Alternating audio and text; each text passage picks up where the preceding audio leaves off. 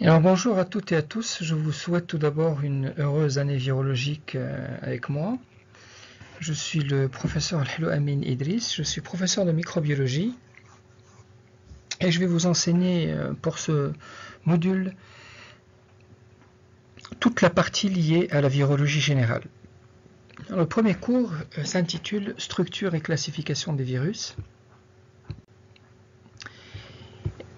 Et vous devez savoir que les virus existaient bien avant la virologie, c'est-à-dire bien avant l'avènement des outils qui ont permis d'identifier et de reconnaître les virus, c'est-à-dire les moyens physiques. Donc, comme vous pouvez le constater sur cette diapositive, vous avez une image sur la gauche représentative d'une stèle égyptienne qui date de l'ancienne Égypte, donc datant de 1400 avant Jésus-Christ, et qui montre un personnage de l'époque boiteux, sans doute atteint par le virus de la poliomyélite, en sachant que le virus de la poliomyélite entraîne des paralysies des membres inférieurs. Donc, à l'époque, on ne savait pas ce que c'étaient les virus, mais il y avait des représentations de maladies virales sur des murs, sur des stèles, comme ce que vous venez de voir à l'instant.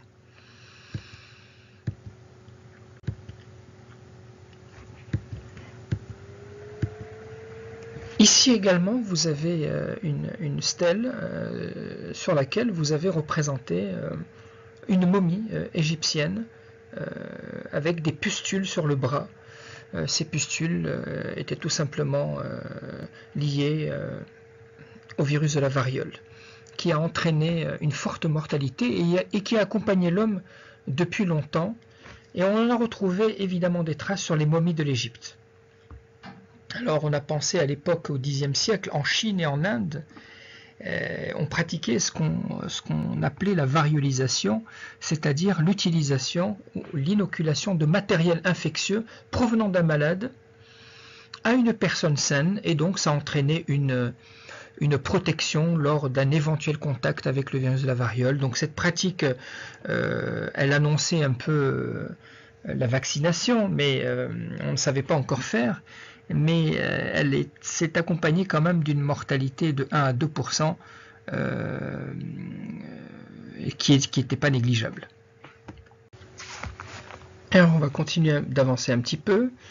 Quelques mots concernant les grands chercheurs qui ont permis la mise au point de vaccins. Donc Édouard Jenner, à la fin du XVIIIe siècle, appliqua sur base de ces observations l'inoculation de cowpox, qu'on appelle variole de la vache ou variole bovine. Et cette inoculation de variole bovine, à partir de lésions constatées chez des paysannes qui travaillaient au contact de la vache, donc l'inoculation de ces lésions chez les personnes saines permettait donc de protéger contre la variole. Donc le nom de vaccination dérive du mot vaca, vache, et fut introduit par Louis Pasteur au siècle suivant au vaccin contre la rage, comme vous le savez, obtenu par atténuation de matières infectieuses passées sur des animaux. Alors Louis Pasteur, j'aime bien revenir sur quelques termes, a toujours dit « Le hasard ne favorise l'invention que pour des esprits préparés aux découvertes par de patientes études et de persévérants efforts. » Ça, c'est une citation de Louis Pasteur que j'aime bien répéter. Bon, il faut savoir que Louis Pasteur est chimiste de formation. Il sera à l'origine des plus formidables révolutions scientifiques du XIXe siècle dans les domaines de la biologie, de l'agriculture, de la médecine ou encore de l'hygiène. Et donc, ce qu'il faut savoir, c'est qu'il a commencé ses recherches donc de chimiste sur la cristallographie, et puis s'engagea par la suite sur un chemin qui a été couronné de succès et de découvertes qui le conduiront à la mise au point au vaccin contre la rage. Nous le verrons plus tard lors du cours sur la vaccination. Il y a Émile Roux qui est également disciple de Pasteur. Ensemble, ils découvrirent le principe de l'atténuation et l'appliquèrent au développement d'un vaccin justement contre la rage. Il faut savoir qu'aussi Louis Pasteur a également mis au point cette méthode d'atténuation de la virulence des microbes pour le choléra des poules, pour le rouget du porc et également contre donc ce vaccin contre la rage.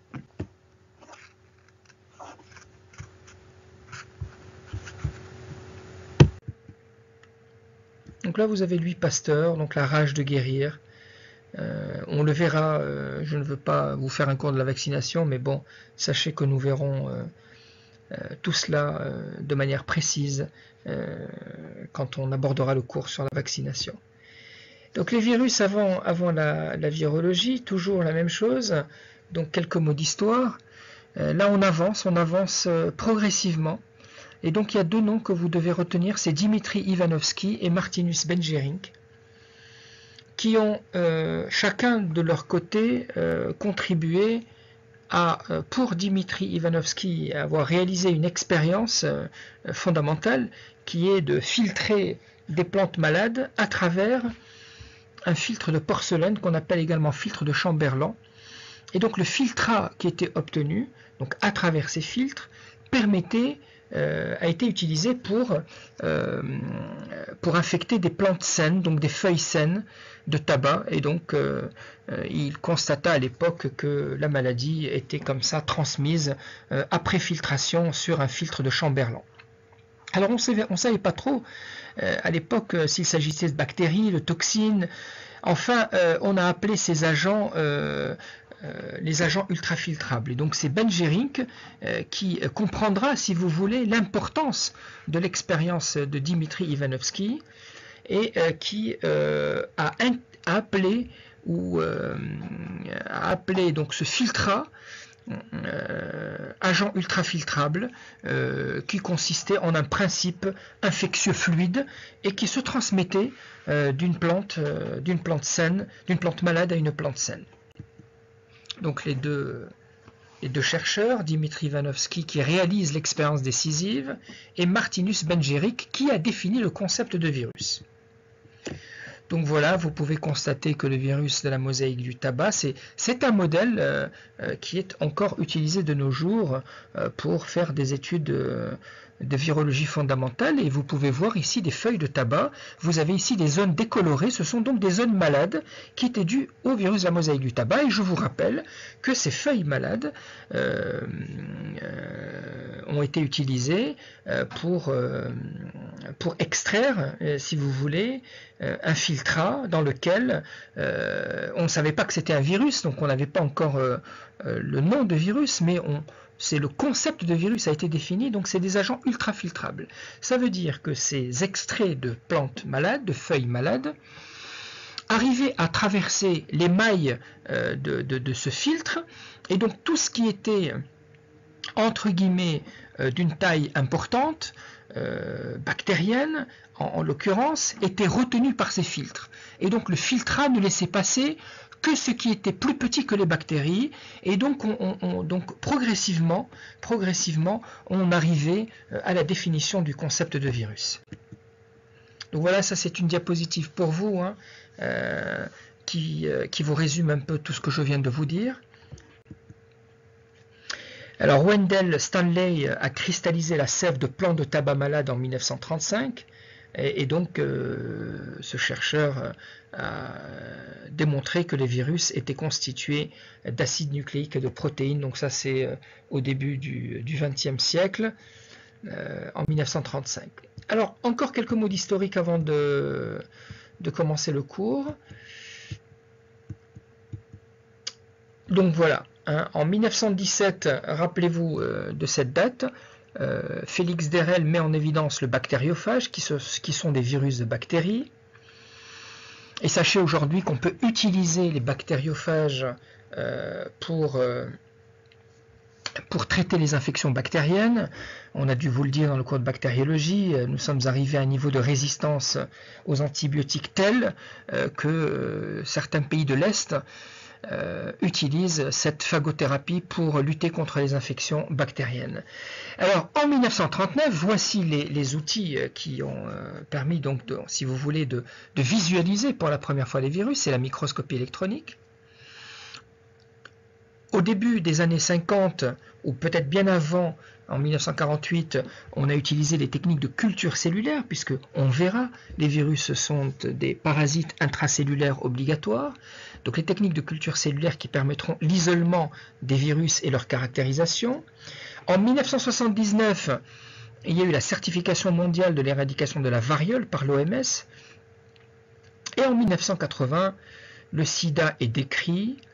Et en 1983, il y a eu la découverte de son virus causal, le VIH, par l'équipe du professeur Luc Montagnier, en particulier Madame Françoise Barré-Sinoussi, qui ont découvert, c'est l'équipe qui a découvert le virus responsable du sida. Et en 1985, évidemment, les techniques ont évolué.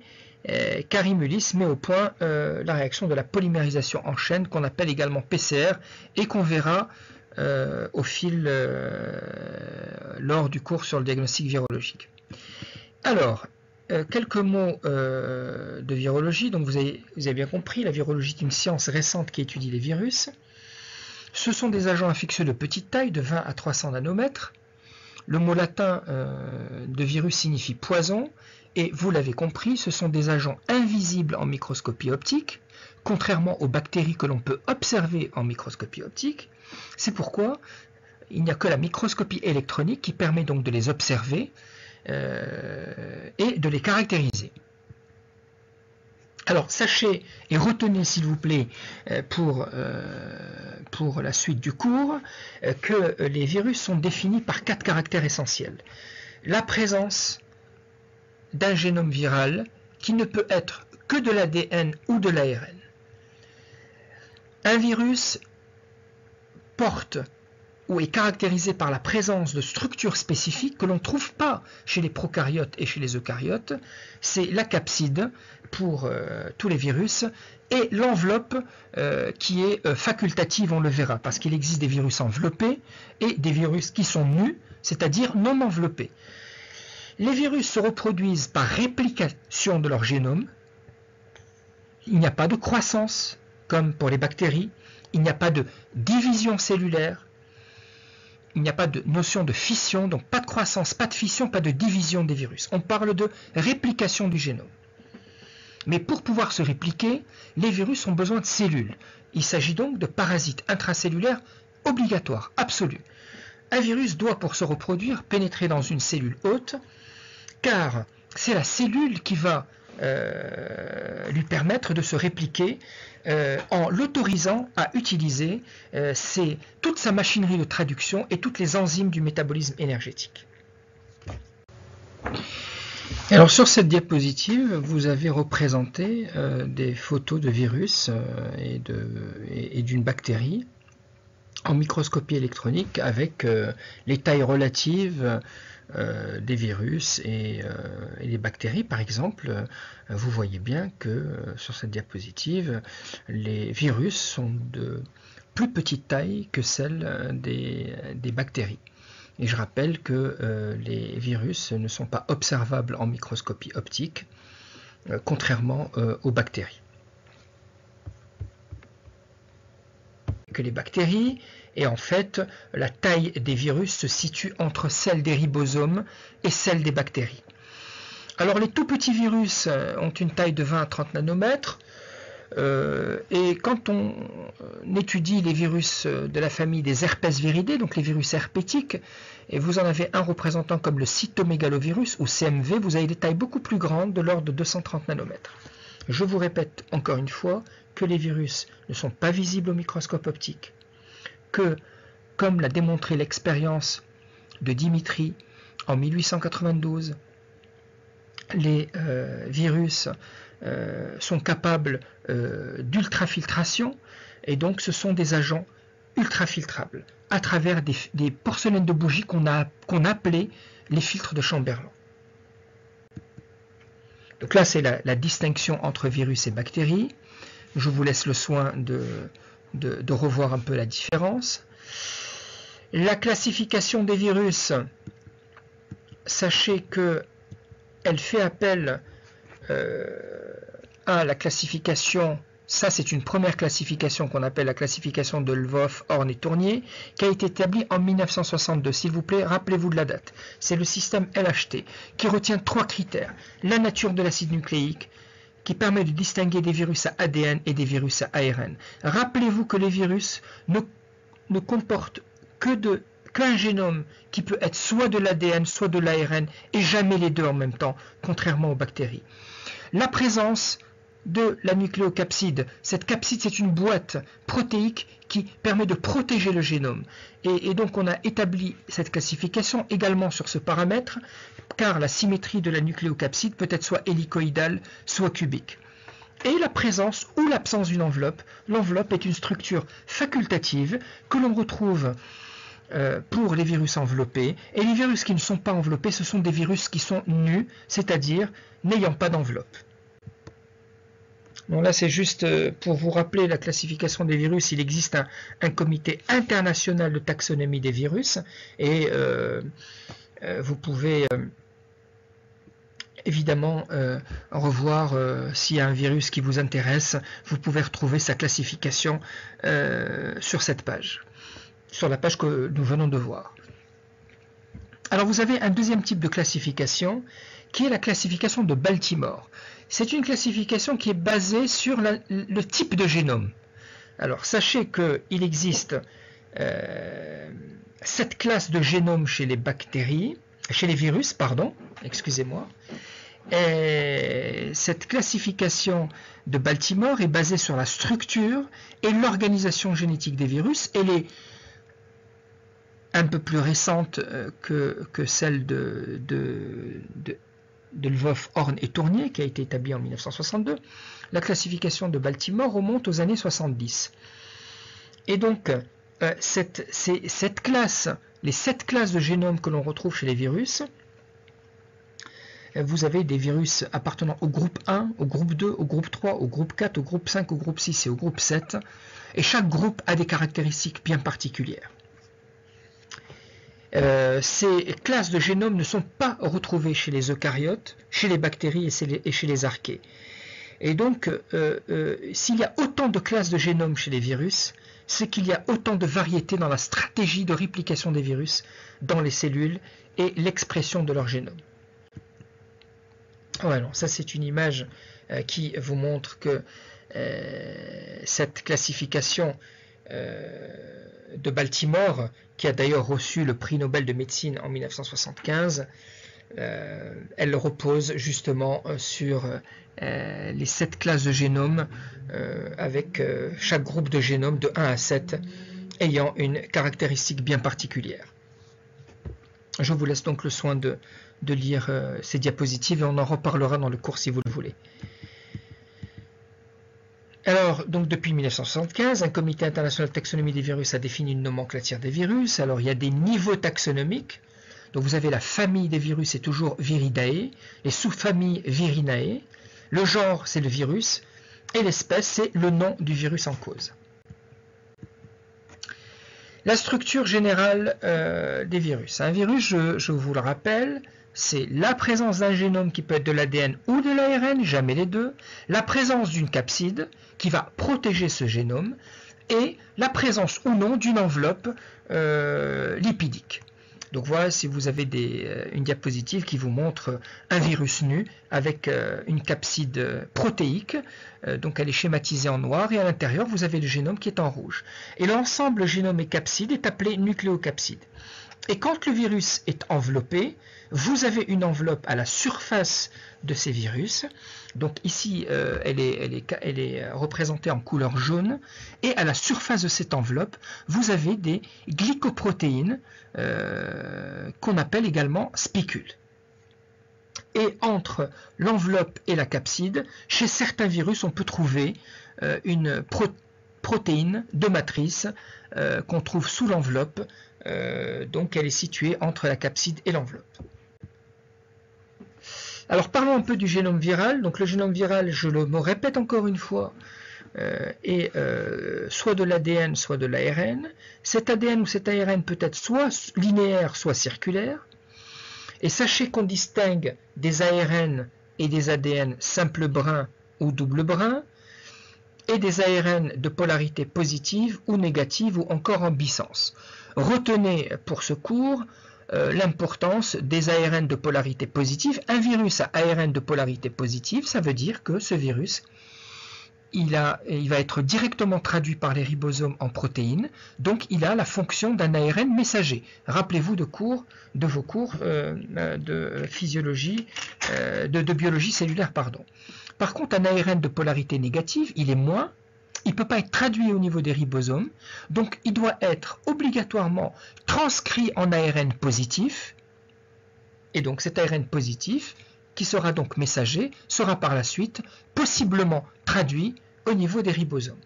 Donc sachez également que les ARN viraux peuvent être coiffés à leur extrémité 5' par une protéine protectrice de manière covalente, et se terminer par une séquence poly-A au niveau 3'. Voilà, c'est juste un exemple. C'est par exemple le virus de l'hépatite C. Vous avez un génome ici qui va coder pour différentes protéines structurales et non structurales. Et à la gauche, sur la gauche, vous avez une région 5' non codante. Et la partie 3', c'est la partie 3' non codante. Et au niveau de la région 3', je viens de vous le dire, le génome est lié de manière covalente à une protéine virale qu'on appelle viral protein. Et au niveau 3', vous avez vu cet enchaînement de nucléotides AAA, c'est ce qu'on appelle la queue poly-A. Et entre les deux, entre la partie 5' non codante et la partie 3' non codante, vous avez le génome qui lui va coder pour des protéines structurales et non structurales. Donc ça, c'est là encore une fois le génome viral, qui est le premier élément de classification. Je me répète encore une fois, ADN ou ARN, jamais les deux. Vous pouvez avoir de l'ARN monocaténaire ou bicaténaire, et l'ADN peut être également monocaténaire, bicaténaire ou circulaire. Je vous laisse le soin d'observer ces diapositives et nous aurons l'occasion dans le cours de vous donner plus d'informations sur ce sujet. Donc j'en ai parlé un peu, le génome viral comprend toute l'information génétique nécessaire à la réplication du virus, il comprend des gènes qui codent pour les protéines virales, donc protéines de structure et protéines enzymatiques, et il comprend également des gènes qui vont coder pour des protéines qui interviennent dans la régulation de la réplication du virus. Il y a des gènes qui vont amplifier cette réplication dans les cellules. Au contraire, il y a des gènes qui vont inhiber la réplication du virus dans les cellules. Et puis vous avez, comme je viens de vous le dire pour le virus de l'hépatite C, des régions non codantes en 5' et en 3'.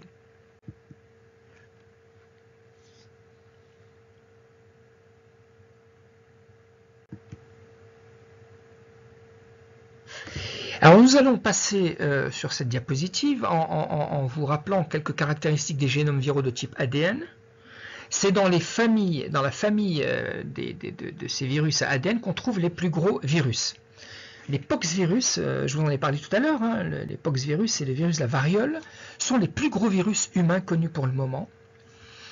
Et puis dans cette famille, on trouve des virus qui ont une taille assez importante, donc de 3 à 300 kPa de base.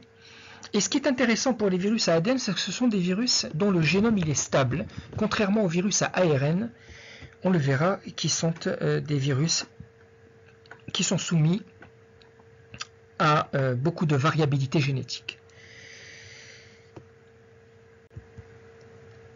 Les virus à ARN sont de plus petite taille, 10 à 20 kilobases. 10 à 20 kilobases, ça veut dire 10 000 à 20 000 paires de bases. Donc vous voyez qu'ils sont beaucoup plus petits que les virus à ADN. Et les virus à ARN ont un génome qui est très variable. Pourquoi il est très variable? Parce qu'au cours de la réplication du génome des virus à ARN, il y a des enzymes qui vont intervenir, vous vous en doutez. S'il y a une réplication, c'est qu'il y a bien des ARN polymérases, ARN dépendantes. Et donc au cours de la réplication des virus à ARN, les ARN polymérases vont faire des erreurs. Donc les nouveaux brins qui sont néosynthétisés ne sont pas complètement identiques aux brins parentaux. Donc c'est pour ça que les virus à ARN sont très variables, parce que ces ARN polymérases font des erreurs, et quand elles font ces erreurs, elles n'ont pas la capacité de revenir en arrière et de corriger les erreurs qu'elles ont faites. C'est pour ça qu'on a du mal, par exemple, à trouver un vaccin efficace contre le virus du sida, puisque le virus du sida, c'est un virus à ARN, et qu'il est caractérisé par beaucoup de variabilité génétique, et donc d'où la difficulté de l'élaboration d'un vaccin. Là, c'est juste pour vous montrer le fait que les polymérases n'ont pas de mécanisme de relecture et de correction des erreurs qu'elles ont produites. Regardez le taux de mutation. Vous avez 1 sur 10 000 nucléotides contre 1 à 10 millions de nucléotides pour les virus à ADN. Donc vous voyez que les virus à ADN sont beaucoup plus stables. Et donc les virus à ARN, quand ces polymérases vont répliquer la matrice ARN, ou le génome parental, elles vont produire des erreurs d'incorporation de nucléotides. Au lieu d'incorporer par exemple une adénine, elles vont incorporer une thymidine. Au lieu d'incorporer une cytosine, elles vont incorporer une guanosine. Voilà. Et donc c'est pour ça que il y a un taux de mutation qui n'est pas négligeable. Donc tous les 10 000 nucléotides qui sont lus, vous avez une mutation produite, c'est-à-dire une erreur d'incorporation d'un nucléotide à la place d'un autre. Et donc ça permet à ces virus d'échapper au système immunitaire qui ne les reconnaît plus, d'échapper au traitement, de s'adapter à l'hôte et dans certains cas de pouvoir franchir la barrière d'espèce. C'est ainsi que dans le cadre des zoonoses, vous avez certains virus qui étaient jusque-là inféodés aux animaux, peuvent se retrouver justement chez l'homme. Et donc cette spécificité d'hôte dans ce cas de figure n'a plus lieu puisque l'adaptation de ces virus à ARN va leur permettre justement de s'adapter à des hôtes nouveaux, donc virus animaux qui peuvent avoir la capacité de passer de l'homme à l'animal à cause de cette particularité de ces polymérases qui font des mutations. Et donc c'est des mutations qu'on appelle des mutations adaptatives et qui permettent de se retrouver de l'homme chez l'animal. Cette variabilité peut être également expliquée par le réassortiment génétique des virus à génome segmenté, comme par exemple pour les virus grippaux. Là, je vous laisse le soin de revoir la stratégie d'expression des gènes. Soit vous avez un épissage alternatif, soit un chevauchement des cadres de lecture. Je vous ai mis ici quelques diapositives, je vous laisse réfléchir. Sachez qu'un ARN messager, quand il est transcrit à partir d'un ADN, vous avez d'abord un ARN pré-messager, et au fur et à mesure, il se produit ce qu'on appelle un épissage, c'est-à-dire l'élimination des introns. Et les introns, ce sont des parties non codantes, pour ne laisser finalement que les exons qui, eux, vont coder pour des protéines. Là, c'est le génome du virus de l'hépatite B, caractérisé par le chevauchement des cadres de lecture. Donc la deuxième structure chez les virus, c'est la capside, qui peut avoir une symétrie icosaédrique, hélicoïdale ou comporter des formes complexes. Je vous laisse le soin de revoir tout ça. Sachez que le virus de la rougeole ou le virus de la mosaïque du tabac, ce sont des virus à symétrie hélicoïdale. Vous avez des virus avec une capside à symétrie cubique que l'on appelle également icosaédrique.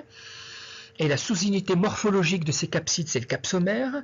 Et un des exemples que l'on aime bien citer dans les cours de virologie générale, eh ben, ce sont les adénovirus qui ont cette symétrie qui possèdent cette symétrie icosaédrique, qu'on appelle également cubique.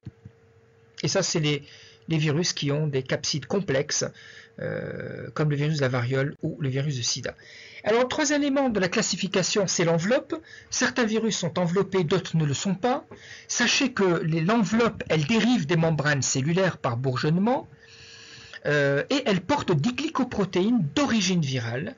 Et la conséquence de la présence de cette enveloppe chez les virus fait que ces virus sont fragiles dans le milieu extérieur. Les virus enveloppés vont être très rapidement détruits dans le milieu extérieur, soit par la chaleur, soit par la dessiccation, vont être dégradés dans le tube digestif, parce que dans le tube digestif, vous avez des enzymes digestives ou l'acidité du pH acide, et comme cette enveloppe, elle est constituée d'une double couche phospholipidique dans laquelle on trouve des glycoprotéines virales, et bien cette enveloppe va être sensible à des détergents ou à des solvants des lipides. Donc ça, c'est un résumé des virus enveloppés et des virus nus. Alors, je termine mon cours. Évidemment, j'attends que vous me posiez toutes les questions que vous souhaitez pour rendre notre cours interactif. Je termine en vous disant quel est l'intérêt finalement. Vous allez me dire, mais monsieur, quel est l'intérêt de connaître la structure et la classification? Mais bien sûr, on vous a appris en pharmacie la relation structure-activité. Et donc, connaître la structure d'un virus va permettre de développer des outils de diagnostic des infections virales. Par exemple, pour détecter un virus à ARN, on va utiliser des techniques de PCR en biologie moléculaire. On le verra dans le cours sur le diagnostic virologique. On va faire de la RT-PCR. Connaître la structure des virus va permettre de mettre en place des outils de prévention. Évidemment, il faut connaître les virus pour pouvoir développer, par exemple, des vaccins. Quand vous connaissez la structure des virus, eh ben on va utiliser tel ou tel détergent pour inactiver les virus. Je viens de vous le dire, les virus enveloppés ont la fragilité des membranes cellulaires parce que cette enveloppe elle est lipidique. Et puis connaître la structure des virus, naturellement, et la réplication des virus dans les cellules, va permettre de développer des outils thérapeutiques. Et nous le verrons dans le cours qui sera réservé aux antiviraux. Voilà, je vous remercie.